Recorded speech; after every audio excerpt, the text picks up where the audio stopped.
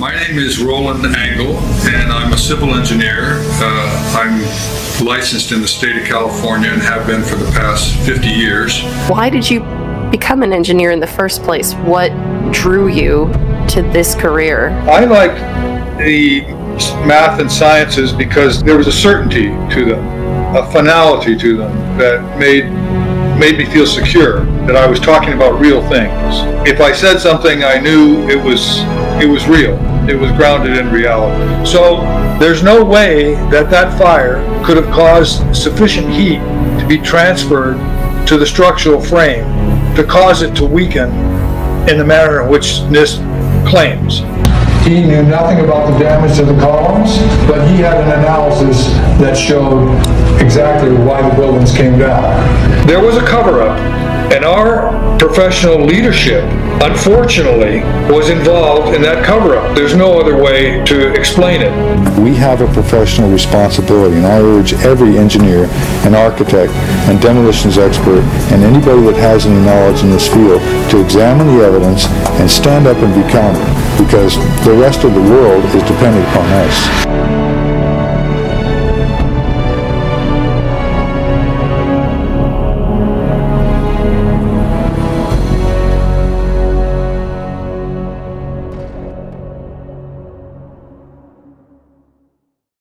Good evening, ladies and gentlemen. I am Andy Steele, the Chief Operating Officer of AE911Truth. And if you are a follower of our articles, our bulletins that get sent out to your email inboxes, you already know that we've had a very sad thing happen here this week. We have lost our chairman, Roland Angle.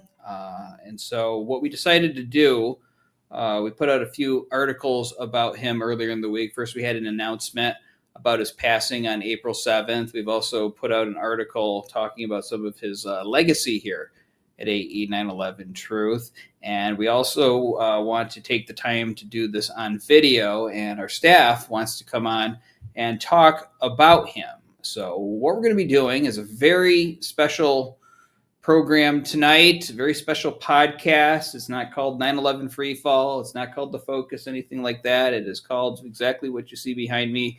AE911Truth remembers Roland Angle. And if you read the article that was written by Craig McKee, we put it out on Friday. Roland had a very important but quiet legacy here at AE911Truth. As you may already know, he came in and took over as the CEO here in 2021 when things were going on and we really needed somebody to step into that role, and he was perfect for it. He was also one of the very first signatories to the Architects and Engineers for 9/11 Truth petition. Now over 3,500 of those calling for a new investigation into the destruction of the 3 World Trade Center towers that fell on September 11th. And he was one of the first people, one of them, to put his name to that petition. A lot of courage in doing so. And Roland was involved in a lot of activism throughout his life, not just for 9/11, but for other issues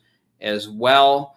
And of course, his engineering background was key to this very important fight that we have taken up. So many people coming and going, whether they've dropped from activism over the years or they've passed from this world. So many people coming in and doing the right thing, not just for the people that died that day, but for future generations as well, because this issue is so important. And Roland really believed that too. And I can tell you, I knew he was sick for a very long time. We didn't talk about it, and Roland didn't really want to talk about it publicly. But what was amazing about him is that you could not tell. You could not tell. So I know that a lot of supporters, when they got the news, were probably very shocked to read that he had been his death had come after a long illness. But Roland was a tough guy. He was a tough guy. And I respect the hell out of that. He did not want that to be a distraction. And right up to the very end, his number one concern was about this organization, about its important mission, trying to do everything that he can to make sure that it continues, make sure that the work continues here, even if he isn't here to see its completion. And It's just a big loss that we had here. However, we've got a great infrastructure here at AE911Truth. We've got a lot of great people ready to step in and help carry on our mission. And that's exactly what Roland wanted. That's what he was thinking about right to the end. So what we're going to do is we're going to go for whatever length of time this goes for. We're going to be featuring people from AE911Truth, Project Due Diligence, and this is just a small sampling of the people that Roland worked with throughout his career here. And there's so many more that could probably say a lot more about him. And we're going to be featuring some clips as well of Roland doing what he did best here at this organization. And what we're going to do first, too, because I'm talking about people stepping up and filling those roles, very qualified people. We're going to start with our new acting chairman, Kamal Obeid. Let me bring him on in here. Kamal, thank you for coming on tonight to join in this very special podcast. I didn't script this. I don't have questions already written or anything like that. I just really wanted this to be off the top of our heads, very raw, just sharing our honest thoughts. So I guess I'll just start by asking you to talk a little bit about Roland from your experience working with him and what he brought here to AE911Truth. Well, what I can say that really impressed me about Roland is to the very last week, he was dedicated to this cause. He dedicated his life to this cause. Lies and untruths were one of the things, and were a few of the things that really bothered him. And his whole mission, his mission in life to expose the truth about the events of 9/11. He is putting together a book, and he continues post mortem putting together a book that through relatives and friends to continue his work to basically continue to feature the variety of the characters that have participated in this crime or covered up. And that I find incredibly admirable about Roland, that he's just he kept pushing on this to the very, very end. He just would not give up on that, even despite the difficulties that he was having with his health. So from that standpoint, I thought he really demonstrated what a tough guy he is. Just like you said, he's a tough guy. He is committed. He is pure of spirit, so to speak. So I first met Roland in 2010. We were doing an event in Alameda, in the Bay Area, and I was on the stage. We were talking, answering questions, and one of the audience members that I knew asked me a question that I kind of gave my answer. I wasn't satisfied with my answer, and Roland stepped right in. That was the first time I noticed how sharp he is and how to the point he is about discussing things that are outside the engineering realm, and how corrupt our system is, and how corrupt universities have become in covering up, or how corrupt these organizations have become in covering up the truth about that, and not wanting to even deal with it. So that was my first experience with Roland back then, and I was very impressed by him. And for a while after that, I kind of stepped back a little bit from AE, and the next time I made contact with Roland was when he tried to recruit me to get on the board in was it 2018, where it was I was one of the candidates being considered along with another structural engineer, and I was hoping that the other structural engineer would take that position because I was just so busy at that time. But so Roland and I drove up and met with this other engineer, and we had pretty much the whole day we spent with him. We talked and we discussed, and and the other person decided he couldn't do it. So, and I just felt, I felt if he couldn't do it, and there's nobody else that's going to be willing to step up. And I just kind of realized throughout that whole day how dedicated Roland is, and I could not let him down. So I joined the board member as a board member back then. And since then, things have evolved in the organization. I've just watched Roland perform and basically do his presentations. And I must say, his grasp of engineering is amazing. His way of explaining engineering in such ways that are easily understood to the regular person, and taking these very complicated concepts and simplifying them to make them very convincing and very powerful in driving towards the analysis of those buildings. And he continued he was continued pretty much dedicating all his free time. He was retired obviously at that time, but he dedicated it was his life's work essentially to work on exposing the truth. So I'm going to miss him personally, but we must continue what we for his sake and for everybody else's sake. We must power on and continue with the work. Yeah, I'm gonna miss him too. We all are, because we all, especially like sort of with this new class of the board and stuff. It's like we talk about the business, we get it, but it's also like a very casual conversation. We have a lot of fun too, and jokes get told. But Roland was so dedicated, and the thing is because he was sick for a couple of years here, and there's responsibilities, sort of as being the face of AE911Truth, like.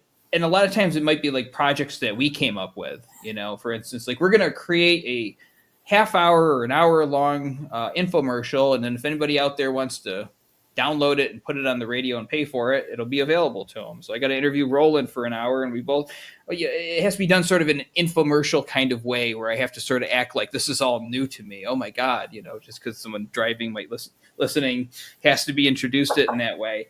And I knew Roland wasn't feeling well, but he would show up and he would do it. He would do every single thing that was sort of asked of him to do. He would sit there in front of that webcam and it'd be like, Roland, we need you to record this video for 15 minutes and stuff. And who knows how he felt at that moment, because he never talked about it. But he did it. And this book he was working on right to the end, and it will be finished. There's enough material there to put it all together. But I know, like, in researching these people that participated in the cover-up that he talks so much about at the end of his life, orchestrating, the cover-up of the evidence of controlled demolition, he meticulously went through each of these people. I don't know the exact number, because Craig's working with him on that, so he could say better, but a lot of people, and these very detailed biographies of them, that takes research, that takes work, and he compiled it.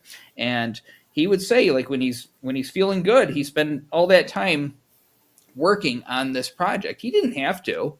Nobody wanted to force him to do it or press him on it or anything like that, but he wanted to, because he really believed that this needed to be his final legacy here, that it was that important to get in that one last shot before he has to leave us. So we are going to make sure that his work is completed on that, and we're going to make sure that this organization that he dedicated so much time to succeeds in its stated mission, because that's what it's all about. And so we're going to honor Roland by doing that. And the great thing is when he was CEO and then chairman, we got rid of that title and moved it to the chairman title in the like 2022 or so.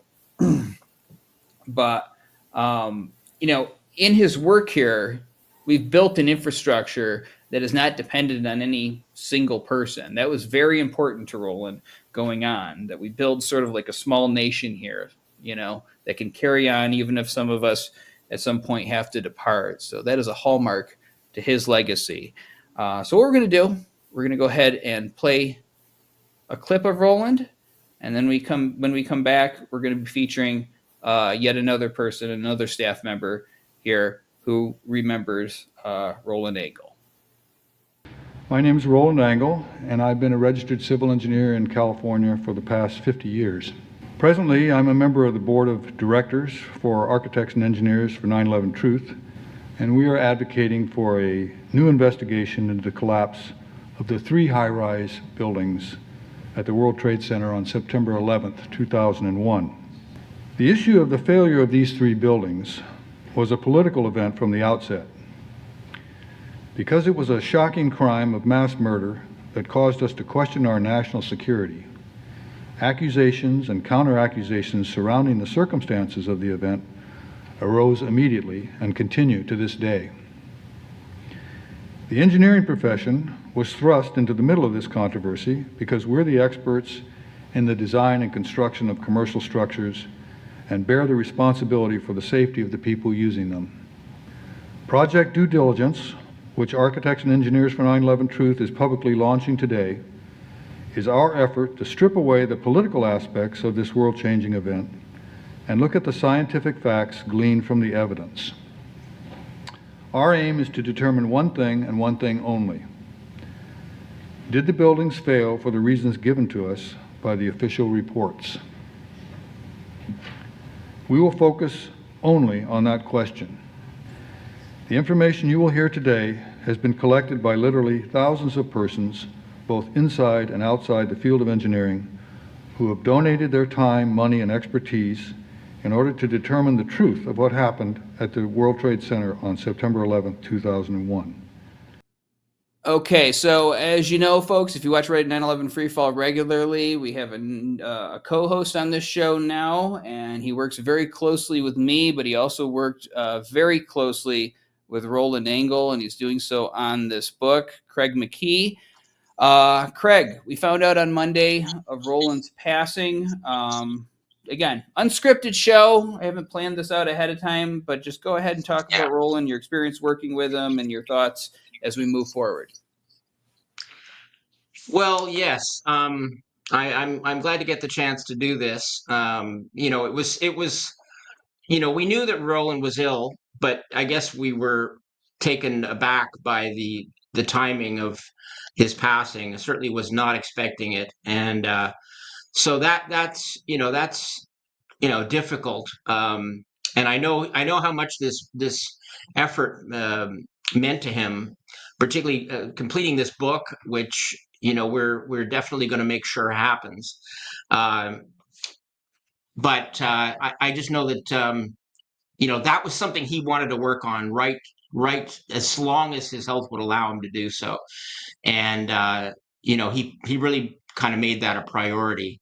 I think of Roland as kind of being a kind of one of the unsung heroes of the movement.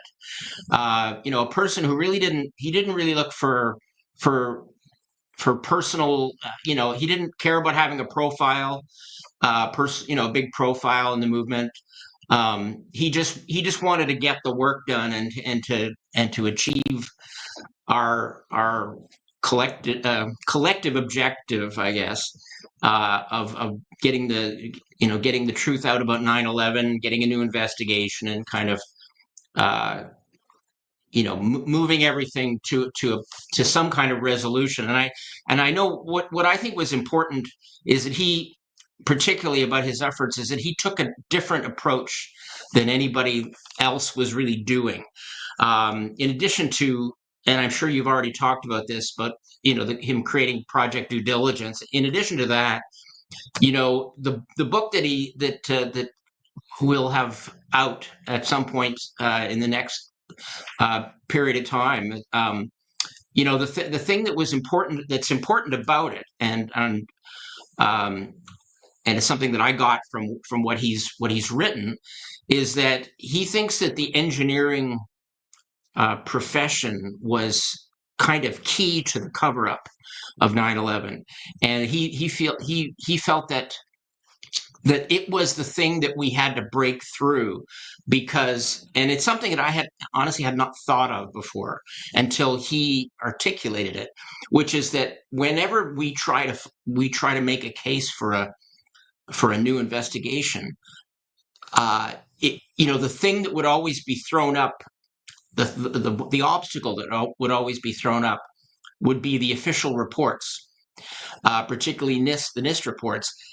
And those who didn't want us to have a new investigation would simply say, well, we've already looked into everything.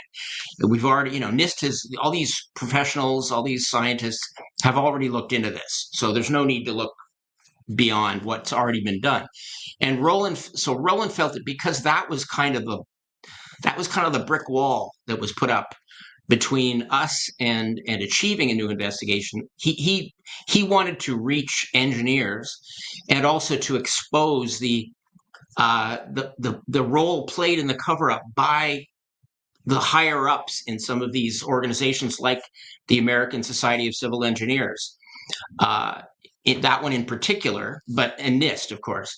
But it's not so much the rank and file members of these organizations that were the problem, although NIST, there were many people involved from NIST, but there were a lot of engineers that were very open to what we have to say and what Roland had to say. And it was just a question of reaching them. And the leadership, for example, of the ASCE, the leadership wanted to make sure that did not happen. They always were trying to interfere with the efforts of Roland and the Project Due Diligence team to get for our volunteer engineers to get in and make presentations. They always wanted to stop that. So I think that's the key to what Roland was able to bring, I think, to the 9/11 Truth effort. That really was something it was something unique, I think, to him. There are other engineers that worked with him for sure, but he saw that as being something that we had, an area we had to attack. And hopefully when this book does come out, that will help with that. And just on a personal note, I just think, Roland was just a terrific person. He was just a very easy person to work with, very always listening, willing to listen to other people's points of view. He was happy to have different ideas, different input from different people. And, and I know that this is and I know from because I did a profile of him for AE that's still on the website for 2022. And I found that whole experience quite interesting, because I found out what an interesting story that Roland has. That he, his father was almost killed at Pearl Harbor, but by a stroke of luck was off the site the day of the attack. And just from doing that article and interviewing him, I got a chance to get an idea of what kind of made up his, I guess, political enlightenment, I guess, or his political awakening was experiencing what his father's participation in the military and his concern, the family's concern for his father, but also then sort of watching the whole Vietnam War start and watching how the devastation to that whole generation of young men. So all these things contributed to his character and to his determination not to let propaganda win.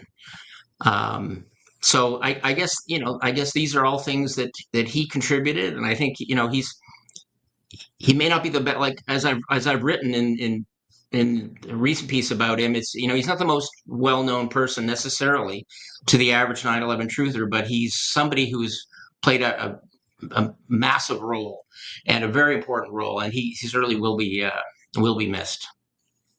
Yeah, you're absolutely right. He did not crave the spotlight at all.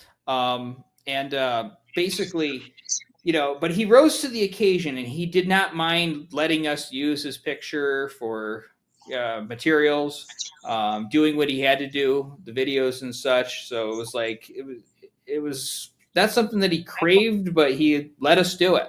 And he did a great job in his leadership, because like all those engineers in Project Due Diligence, they all loved him. They were loyal to him. And of course, they're going to miss him now that he's gone, but he really set something down there and really laid an infrastructure for success at AE911Truth. Thank you, Craig, for sharing your thoughts about Roland. We're going to go ahead and share another clip of Roland for you. When you come back, we'll have yet another guest. From a human standpoint, what keeps you in this fight, keeps you going and involved so long in doing this? I think I've told this story before. I'll try to make brief about my personal history, but my father was in the Navy and stationed aboard the USS Arizona when it was sunk at Pearl Harbor. And that propelled, of course, the U.S. into World War II. My father was fortunate enough to survive because he was on leave at the time of the attacks. But for me, I grew up in a household where my father was away fighting in the war, and I was a child worrying about whether my dad was going to come home. And so the lessons of Pearl Harbor, which became evident only many, many years later, were that the government had been actively pursuing Japan and provoking them to the point where they felt like their only way out of the situation that they were in was to attack the U.S. I'm not exonerating the Japanese government by any means, but what I'm saying is that the U.S. government had its own agenda, which was they wanted the U.S. to get into the war, and the Japanese attack provided that excuse. So that's what I grew up with as a child. And so when 9/11 happened, and here we had another attack on the U.S. that resulted in thousands of deaths, the similarities between it and Pearl Harbor were manifest.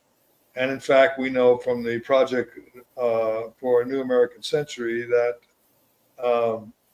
they actually used the expression, we're going to need a new event similar to Pearl Harbor in order to provide the public momentum that we need to get into a war. So that was their design. It reflects right back into my personal history. And I haven't forgotten that. I haven't forgotten what it was like growing up with my father away at war.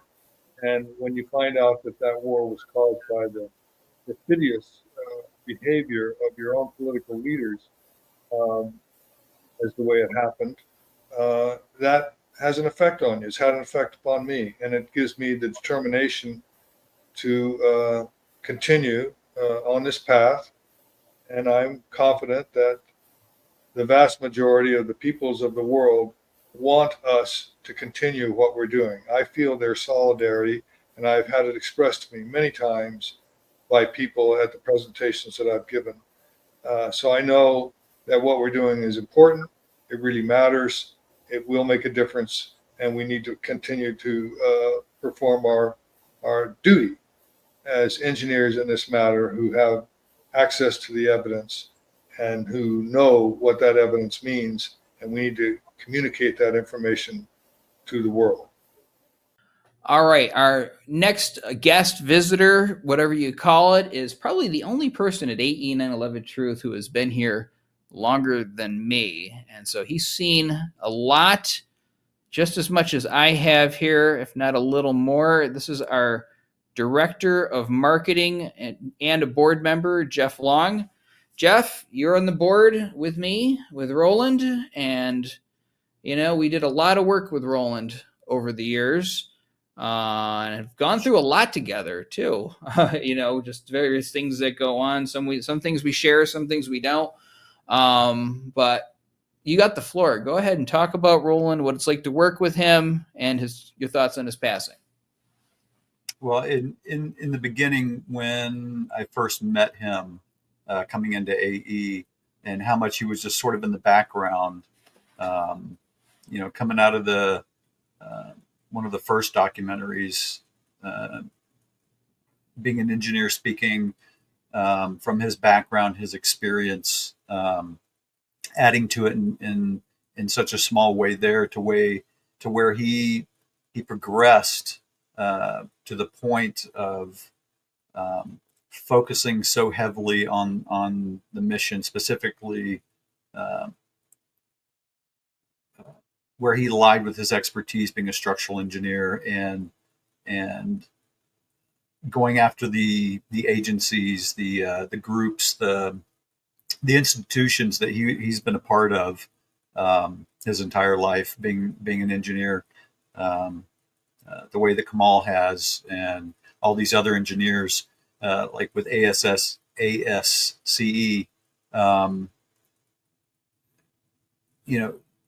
it just tore him up. I mean, the way that he talked about it, and the way that we'd be on calls discussing it, and stuff that I talked to him about in the background.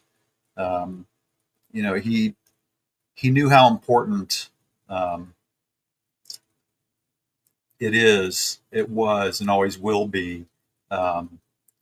Engineering is to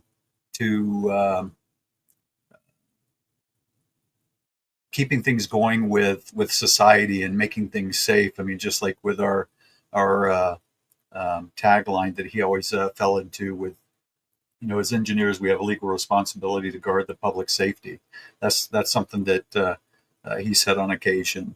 And going after Bazant with his fraudulent math, and trying to keep these organizations in line with doing what they were supposed to do, and protecting society, making sure things are safe. Everything that went on that day with 9/11, it just, it affected everybody, affected us all. But for him being an engineer and having to sign off on this kind of stuff the way that any other structural engineer has to do, it's just so, you're putting your name, your credibility out there, and it really bothered him that how easily it was that people could succumb to the pressure from outside sources, worried about their reputations, where government funding's coming in, and for him it was more about the truth. And I think that's why he focused on his book and put so much effort into it, and trying to expose the problematic people in the background within the industry that are just making it so much worse for everybody. And so many people on the outside, when we get together for our meetings on Zoom, we'd see that he was ill. I mean, I talked to him in the background about some of it, and trying some alternative methods, and bringing in other information to see if anything could help, and how his health fluctuated. But we'd been on some of the calls where he'd show up in a robe.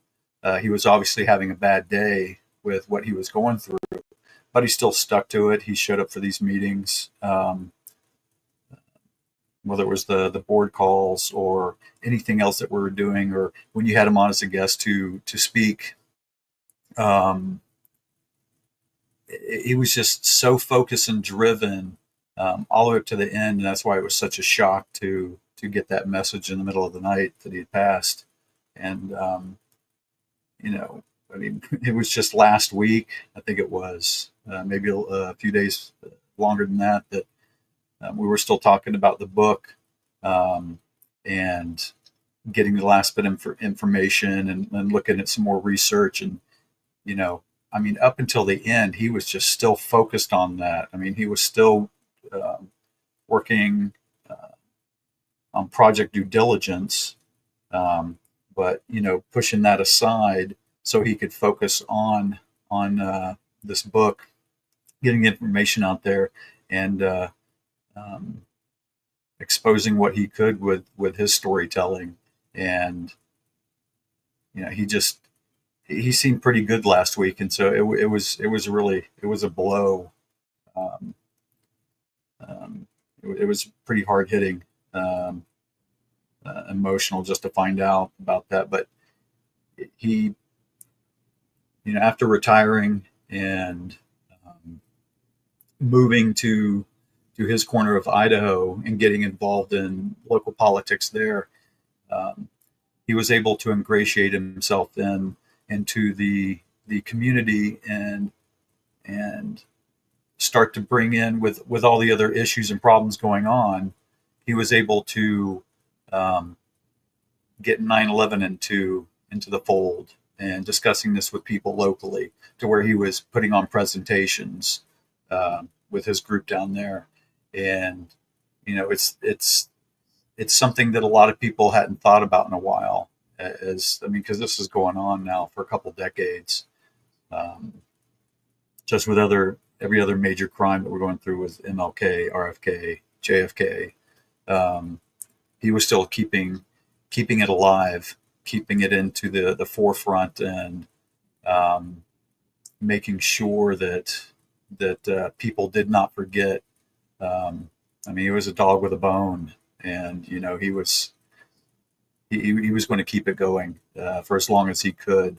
And that just, the fact that he worked so hard on that all the way up to the end in his book, just shows how dedicated he is and was to what he was doing. Well, he cared so much about this, and it'd be kind of hard to tell, because in the culture of 9/11 Truth, we're used to very boisterous, loud people. The early days when you'd have interruptions at some public figure's speech and all of that kind of stuff. And Roland was not like that at all. And he was always very calm, even-minded. As somebody said earlier, he's always willing to listen to every single person. So you would think, oh, he's just pretty mellow and all of that. But he really was passionate about this. And I remember we did a focus episode. It was about Sabin Civil Engineering's really awful video about trying to explain Building 7. And so I met with Roland the day before, because he hadn't seen this yet, and we were watching it together and sort of just coming up with a plan for debunking this and talking about how it's wrong and stuff. And he hadn't yet seen it. And he started off the whole thing, and he was just, sort of kind of getting into his day and not thinking about it that much and everything. And then he just starts to watch it. He's just like, I'm sorry, but this is making me really angry watching this. This is absolute nonsense. Or I can't remember if he used the word nonsense, but he used some word to define this. And it was actually getting under his skin watching it, because it was just such false information. Right. And so, I've been doing this for so long that if I see a debunker video, it doesn't even, really register. It's just kind of all business and stuff like this. But Roland would still get passionate about this, because he did not want to see people putting out lies about 9/11 and about the engineering stuff, especially if they didn't know what the heck they were talking about, as this guy clearly didn't. And that's what made him mad, because people are listening to this and it's just a load of hogwash. And that's how he thought about the entire thing. That's why he was so dedicated to Project Due Diligence, gathering all of those engineers to do that. Why he was so dedicated to this book, put so much research into it. And that's why he did things that, he probably would not have chosen to do had he not been sort of drafted by AE911Truth to do it. Roland just wanted to lay out the evidence and let it speak for itself. But, we know there's a little bit more to the job than that here. So that's what Roland was like, though. But he was very passionate about this. Jeff, thank you for joining us tonight. I'm going to go ahead and play yet another Roland clip. When he comes back, we're going to have yet another, or when we come back, we're going to have yet another visitor. I want to tell you about a modern day version of the fight between David and Goliath. My name is Roland Angle, and I'm speaking on behalf of more than 3,600 building professionals.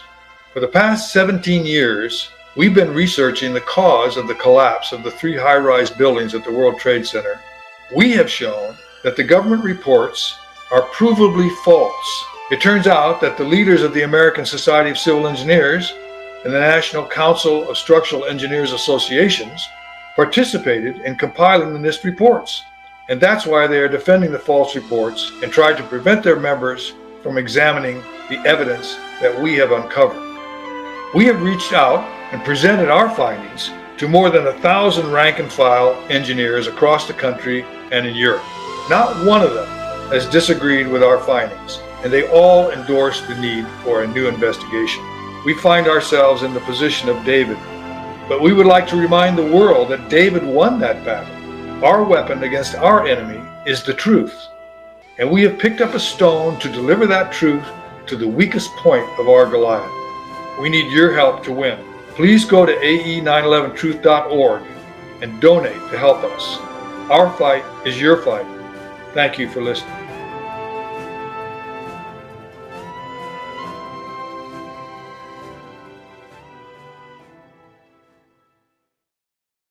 Okay, ladies and gentlemen, so now we're going to be joined by lead outreach for Project Due Diligence. This is Mr. John Schuler. John worked very closely with Roland on PDD for a number of years, I believe. John, talk about Roland, working with him, his legacy here. Yeah, good evening, Andy. Thanks for hosting this. I think we were all sad, certainly, to hear that Roland had passed away. We knew he was fighting an illness for a long time, and so it was very sobering information to receive. I can say I had worked with him for years on AE911Truth and Project Due Diligence, especially, and like the other guests had said, he had so many wonderful qualities. I will say, like them, I was always struck by the fact that he was such a gentleman. He seemed so noble and so well spoken, and sometimes I wouldn't say we disagreed, but I was very impressed, almost how gentle he was in his approach to this. I would have said things he said in a much harsher way, in fact, but he was so, always well-mannered, well-spoken, always stuck to the facts, let the facts speak for themselves. He was so well-versed in all of these, the engineering theories about 9/11 and the building collapses. He could speak spontaneously on any of the collapse issues and so many of the issues surrounding them, whether it was having to do with forces and resistances or fire control, explosives, so many of the facts of what went on that day, all sorts of things. So I found his knowledge extremely wide-ranging, always very professional. I think, like Kamal had said, very sharp, very sharp. I would see him give presentations and just, with his visual aids, but just be able to speak on any slide, extemporaneously and go into detail. So he was really a, great leader. He was always great to work with, very encouraging, very supportive. So we worked on Due Diligence, Project Due Diligence, which was his creation for a number of years. And we gave, with a lot of volunteers, lectures around the country, presenting on World Trade Centers and the two Twin Towers and World Trade Center 7 on the collapse and the evidence behind, what we have for them being brought down by controlled demolition. Roland, he knew so many people. He had such a great network. I think I can say, everybody had a great deal of trust in him. He came off that way, and the more you knew him, the more that trust built. So, I had worked with him for years and had never met him in person, and finally got to a few years ago, and he hosted me at his house. It was a great visit. Very warm visit, very warm house. Great discussions, and he was battling his illness at that time. And even in that, I can say very impressive. I think he, I would guess he extended his life by many years by a lot of his health practices and what he had researched. So just all around, he questioned everything. And if it didn't make sense, he didn't do it. And it's a great person to be around. Yeah, and Project Due Diligence, of course, was very important to him. And it wasn't just that it was his project, right? It was the work it was doing. It was reaching out to the branches of the ASCE, other professional organizations, when they could get those presentations put on, because he really believed this was the key.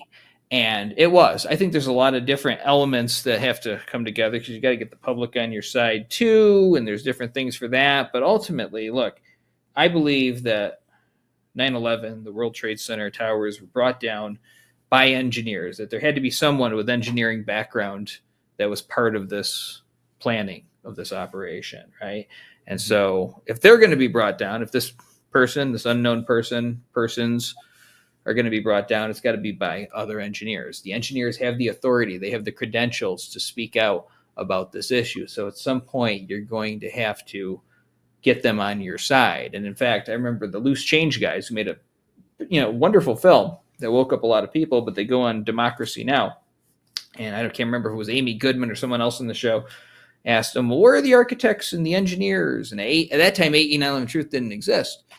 And that was one point that the other side got, that there was no kind of organized effort to bring them all together. And of course, Richard Gage created AE911Truth for that purpose, because reaching out to that part of our population, those people with those credentials to speak with authority about this topic, is so important. And Roland took that a step further. We've got this all organized. We've got the group, we got the petition and all of that, but they're not necessarily coming to 9/11 Truth events, right? You got to bring it right to them. You got to bring it right into their house. And that was his idea, is to send you guys in there to bring this evidence. So great work on that. And that work continues, of course, because we are all still here, and we are just emboldened and determined to carry the mission forward. And so much is going on with the Weldon effort, of course, as we all know. And we're going to see that through, along with anything else that comes along down the line. So thank you, John, for being here tonight, and for all the great work that you've done with PDD. Thank you, Andy. It's an ugly truth to look at. Well, that you make some good points. As a result of that understanding, we are now focusing on, we're putting together what we call a dossier on persons of interest. We know the people that participated in the cover-up. We know the engineering personages who were called by NIST to come in and participate in the evidence, the examination of the evidence and the production of those reports. So a lot of those people, now they're 21 years older. Some of them have already died. A lot of them have retired. Some of them may have something to say at this point, deathbed confessions and what have you. People that know can say, well, I was involved in the production of this report, and so was the one that was making the decisions that were compromising this report. So we can follow the chain of evidence to a certain extent because we know the personages who were involved. We've got the names of all the people that produced the FEMA report. We've got the names of all the people that produced the NIST report. We've got the names of all the people that were involved from ASCE and from the Society of Structural Engineers. And so, we're gonna start. We've already started calling those people and saying, "Would you like to talk to us about what you witnessed and what you were part of that day?" And obviously, most of them don't want to talk to us. But, you don't know. Those are leads that we can follow, and we will follow them. So, we're not done until it's a historical event and everybody's dead. Okay, Peggy. Okay. I was wondering, other than donating, is there anything that we can do to help you? And also, is there any type of maybe a documentary in the works that your team could put together to educate the majority of the public, so that more people are aware that our government that something's not right with this, and maybe it would force them to look at it again? Well, thank you for that question, and it's an important one. I've got a sign-up sheet here. You can sign later, give me your contact information, and we will contact you and see what your talents are, what your skills are, what your time is, and what you can do. We have people that do research for us. We have people that contact other people, and there's various things that need to be done in the back end of an organization, as you know, I'm sure, and we're no different. And we need people to do that, and that's how we meet people and we spread our influence, and it's important. So that's one of the reasons why we're out here doing this, because we know that there are people that come to us with skills and they want to help, and that is important. So if you want to sign up and let us contact you, we will do so. And yeah, it takes more than money. It takes talent, takes commitment, takes time. Welcome back, ladies and gentlemen. So I hope we succeeded tonight in giving you just a glimpse into the great work that Roland Angle did here at AE911Truth. Of course, it's very difficult to be able to encompass the entire essence of a person that you've worked with for so long in just a short span of time. And tonight, the faces that you've seen are the people that work most regularly and directly with AE911Truth. But those aren't the only people that worked with Roland. Roland wrote papers with people. Roland was in contact with several people. A lot of people would be bouncing their ideas off of him or their thoughts about the evidence. And Roland always gave his honest assessment. Very polite, probably one of the most polite people here. But he always shot it straight too, which is what I always respected about him. Whether he agreed with you or not, or you agreed with him or not, you always knew you were getting the authentic Roland when he dealt with you. And to me, that is one of the most important qualities in a person. Not whether they agree with me or not, but how authentic, genuine they are. So while it's very sad, I was the one who was initially texted about this, and I happened to be up at 2:30 in the morning when the text came in. It was just kind of a weird coincidence that I was up, because I typically wouldn't be. It was very sad by the time the morning came, but I had to start working on the announcement. But, over the last couple of years, I've taken some losses too, and I kind of look at when people pass a little bit differently. I've had some experiences in life, and I'm not going to talk about it while I'm here at AE911Truth, but I am convinced this is not the end. I think that we go on. I firmly believe that there's something hereafter. I don't know what it is or the details of how it works, but I firmly believe that. And I know that if he's allowed to, Roland is going to help us in any way that he can from where he is. And maybe it's in an even more advantageous position than we are in right now. So in a way, Roland is really still with us here, helping us, guiding us along the way. And that's the way I look at people's passing now. So it's sad, but it's not as sad to me when you understand the full entirety of everything and how it works. And when you firmly believe that there is something beyond, like I do. So I'd like to thank Roland for helping us out, stepping up when he was reluctant to back in 2021, stepping up and continuing to work here even after he knew that he was ill. And for him and for so many others, including the people that died on September 11th, we are going to push on and we are going to be successful. And when we get to that final day, when this is acknowledged, I know Roland is going to be smiling down at us and proud of all of the work that you out there did to make it happen.